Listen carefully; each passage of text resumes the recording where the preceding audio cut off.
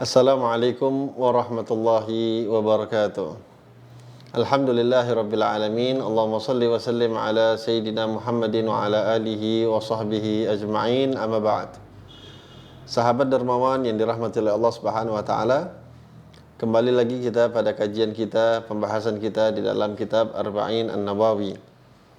Hadis-hadis daripada Rasulullah SAW yang dikumpulkan oleh Imam Nawawi di dalam kitab beliau Hadis Arba'in An-Nawawi, yang insyaAllah pada kesempatan hari ini kita akan masuk ke dalam pembahasan hadis yang ke-16.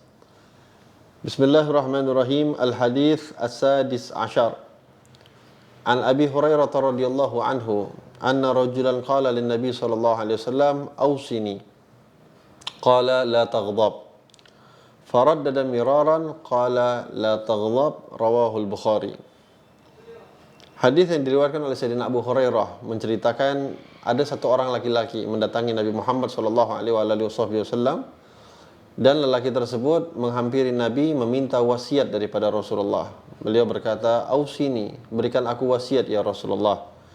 Lalu Nabi mengatakan, "La taghdab." Seakan tak cukup pesan daripada Nabi Muhammad SAW yang mengatakan janganlah kamu marah. Dia meminta lagi, "Ausini ya Rasulullah, berikan lagi aku wasiat ya Rasulullah." Nabi mengatakan dua kali, "La taghdab," jangan marah. Dia meminta tiga kali, "Ausini ya Rasulullah, berikan lagi aku wasiat ya Rasulullah." Nabi pun menegaskan, "La taghdab," jangan kamu marah. Hadis yang diriwayatkan oleh Imam Al-Bukhari di dalam sahih beliau. Di sini Nabi menjelaskan bahwasanya kalau seorang manusia itu memiliki sifat marah, itu adalah suatu hal yang wajar. Namun menahan amarah di saat munculnya amarah tersebut, inilah yang diharapkan oleh Nabi Muhammad SAW untuk senantiasa kita jaga. Sebagaimana Allah Subhanahu wa taala mengatakan, "Wasari'u ila maghfiratin min rabbikum wa jannatin arduha as-samawati wal ard u'iddat lil muttaqin alladzina yunfikuna fis sarra'i wad dharra wal kadhimina al ghaidha wal 'afina 'anil nas wallahu yuhibbul muhsinin." Wasari'u ila maghfiratin min rabbikum, dan bergegaslah kamu untuk mendapatkan maghfirah, ampunan dari Allah Subhanahu wa taala, dan janji Allah yang akan memberikan al-jannah, surga yang luasnya itu seluas langit dan bumi, yang dijanjikan oleh Allah Subhanahu wa taala bagi orang-orang al-muttaqin, lil muttaqin alladzina yunfikuna as-sarra'i wad-dharra fis sarra'i wad-dharra. Siapa orang-orang muttaqin? Mereka adalah orang-orang yang senantiasa menginfakkan hartanya baik dalam keadaan mereka senang ataupun susah. Wal kadhiminal ghaidha. Di antara orang yang muttaqin Allah sebutkan adalah orang-orang yang senantiasa kadhiminal ghaidha, menahan amarah. Wal 'afina 'anil nas, dan orang-orang yang memaafkan kepada manusia. Wallahu yuhibbul muhsinin, dan Allah Subhanahu wa taala menyukai orang-orang yang berbuat ihsan. Syariat kita atau agama kita tidak melarang untuk kita berbuat untuk kita marah, karena marah itu adalah satu hal yang kalau ditempatkan pada tempatnya maka itu merupakan juga nilai ibadah di sisi Allah Subhanahu wa taala. Bukankah Nabi SAW mengatakan, "Wahalid din al-hubbu lillah wal bughdhu lillah." Hanyalah agama ini isinya itu adalah cinta karena Allah dan juga marah karena Allah Subhanahu wa taala. Menunjukkan marah karena Allah Subhanahu wa taala itu adalah suatu hal yang terpuji. Namun Nabi SAW ketika seorang lelaki ini meminta wasiat kepada Rasulullah, Nabi mengerti bahwasanya yang meminta wasiat ini adalah orang yang mudah emosi, mudah marah, dan mudah untuk mengekspresikan amarah beliau. Makanya Nabi SAW ketika memberikan wasiat, Nabi adalah tabibul qulub. Nabi ini adalah seorang dokter bagi hati manusia. Sehingga Nabi mengetahui bahwasanya yang harus dinasehati atau yang harus diperbaiki daripada orang tersebut adalah untuk senantiasa jangan mudah marah. Nabi SAW juga pernah mengatakan, "Laisal qawi bisur'ah." Bukanlah orang yang kuat itu adalah orang yang pandai bergulat, yang kekar badannya. ya mungkin itu digolongkan sebagai orang yang kuat, tapi bukan yang paling kuat kata Nabi. Namun kata Rasulullah SAW, al-qawi man malakat nafsahu indal ghadab.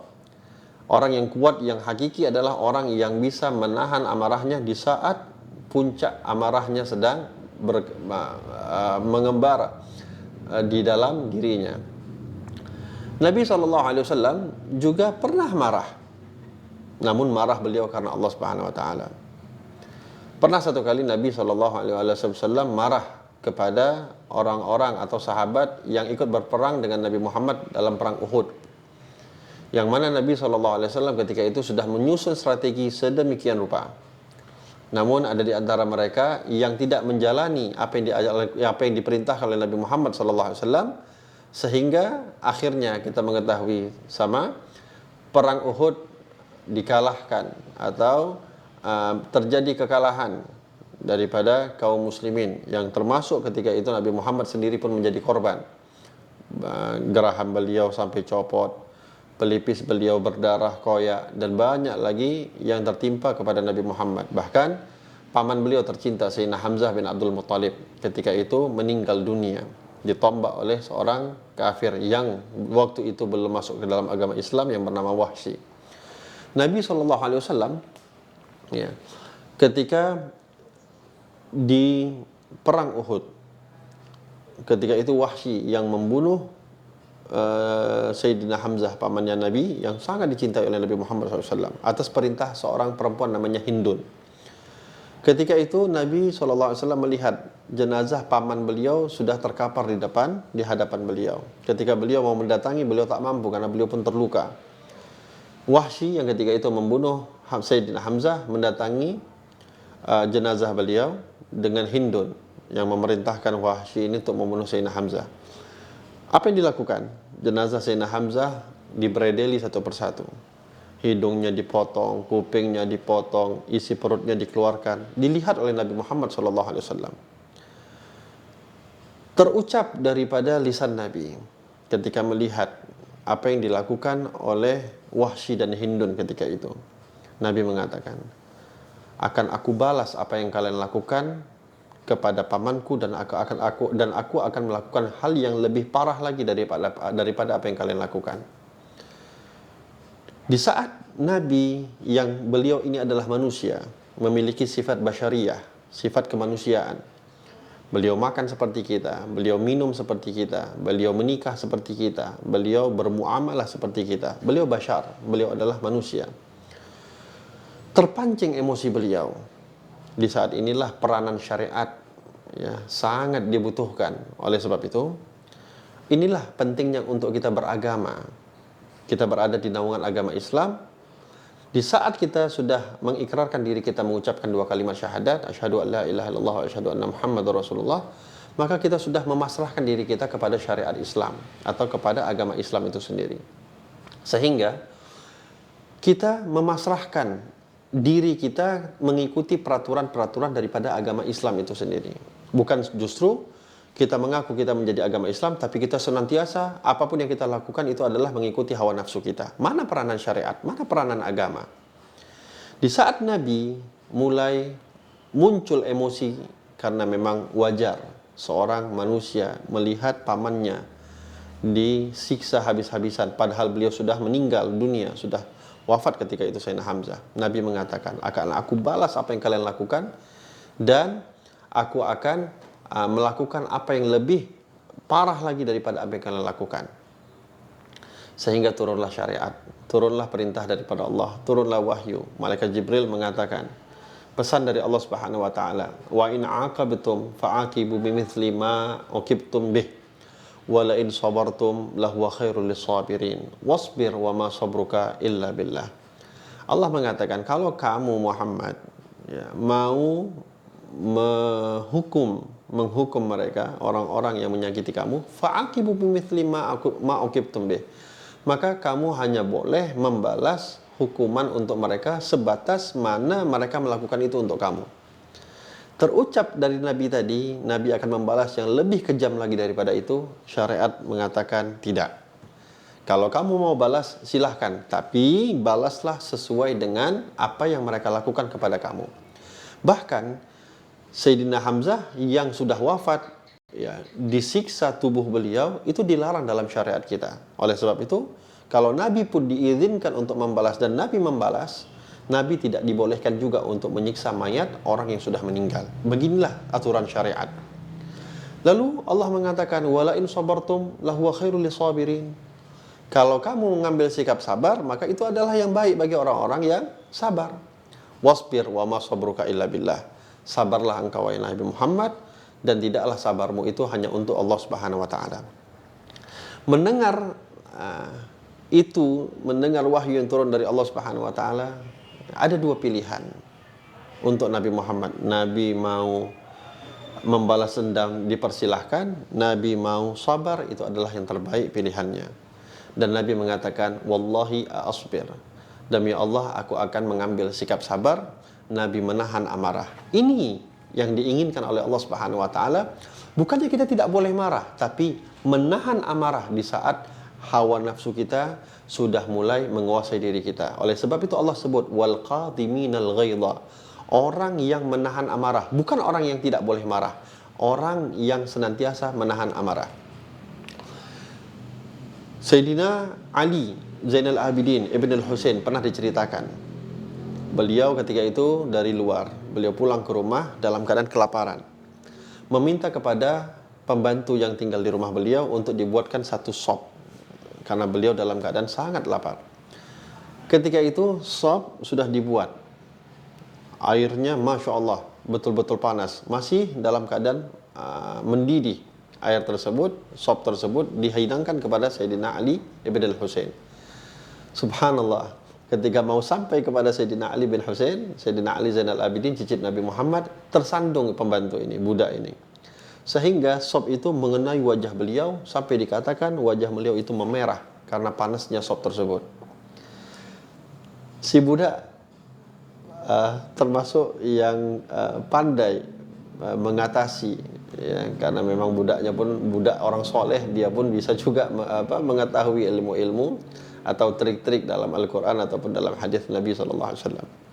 Ketika nampak Sayyidina Ali, memang susah Sayyidina Ali untuk marah. Ketika Sayyidina Ali Zainal Abidin, ya, merasa kesakitan, ya, ingin dinampakkan rasa marah beliau, budak ini mengatakan wal qadhiminal ghaidha, menceritakan tentang ayat Al-Quran yang tadi kita bacakan, orang-orang yang menahan amarah. Sayyidina Ali mendengar ayat Quran, mereka orang-orang yang beriman, Al-Quran ini menjadi obat bagi mereka, bukan hanya sekedar bacaan seperti kita. Ketika dikatakan wal qadhiminal ghaidha, kata Sayyidina Ali, qadabtu ghairi, sudah aku tahan amarahku. Wal afina 'anil nas, sambungan ayatnya, dan orang-orang yang memaafkan terhadap manusia. Kata Sayyidina Ali, afautu anka, sudah aku maafkan engkau. Wallahu yuhibbul muhsinin, Allah senang kepada orang-orang yang muhsinin, yang berbuat baik, yang berbuat ihsan. Sayyidina Ali mengatakan, ini adalah budaknya Sayyidina Ali. Beliau mengatakan, engkau aku bebaskan, engkau tidak lagi menjadi budakku, aku merdekakan, dan aku berikan uang engkau sebanyak 1000 dinar. Sikap, ya, di saat emosi muncul, syariat memberikan rambu-rambu untuk kita tidak meluapkan emosi sesuai hawa nafsu kita. Akan tetapi kita terkadang perlu untuk marah, tapi ingat, marahnya itu harus lillah. Kapan? Di saat kita memiliki anak kita tidak sholat, harus kita marah. Istri kita melakukan sesuatu yang tidak baik, harus kita marah. Atau di depan kita melihat ada orang-orang yang mungkin masih bisa kita tegur, melakukan hal-hal yang tidak diridhai oleh Allah Subhanahu wa taala atau hal yang dimurkai oleh Allah, harus kita marah. Namun kalau malah justru kita tidak marah, itu menunjukkan kita tidak memiliki iman. Anak kita biarkan dalam keadaan lalai, maksiat, ya, naudzubillah min dzalik, narkoba, ya, pacaran, segala macamnya. Lalu kita mengatakan, oh saya tidak bisa marah, ya, saya nggak boleh marah. Itu bukan artinya kita memiliki iman, justru malah kita tidak punya iman. Jadikanlah marah kita itu lillah. Marahnya kita adalah karena Allah Subhanahu wa taala tidak suka akan perkara tersebut. bukan marah karena hawa nafsu. Anehnya sekarang, ya, ketika hal-hal yang seharusnya marah kita lillah, justru malah kita bersikap bijaksana. Kita malah bersikap seakan-akan paling arif, paling bijaksana di depan orang lain. Tapi ketika mohon maaf, uang kita diambil, ya, harga diri kita diganggu atau dihinakan, wah, kita langsung menunjukkan bahwasanya kita adalah orang yang seakan-akan yang paling kuat. Kita marah, kita tunjukkan amarah kita. Ini bukan amarah lillah, ya, yang diinginkan oleh Nabi. La taghdab, jangan marah. Jangan marah karena mengikuti hawa nafsumu, tapi marahlah karena Allah Subhanahu wa taala. Maka mudah-mudahan insyaallah kita diberikan karunia oleh Allah Subhanahu wa taala memiliki sifat, ya, untuk senantiasa kalaulah kita marah, marahnya kita lillahi taala, dan mudah-mudahan kita termasuk orang-orang yang mudah menahan amarah dan juga mudah memaafkan orang lain. Wallahu a'lam bissawab. Assalamualaikum warahmatullahi wabarakatuh.